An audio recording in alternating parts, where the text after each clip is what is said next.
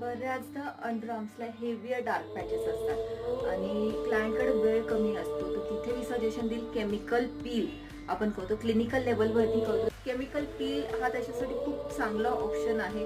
अंडरआर्म्सचा patch किती darker आहे आणि तुमच्या हातात किती वेळ आहे ते रिकव्हरीसाठी, तर त्या पद्धतीने आपण पील सजेस्ट करत असतो. ही ट्रीटमेंट आपण सुस्टीजमध्ये देतो.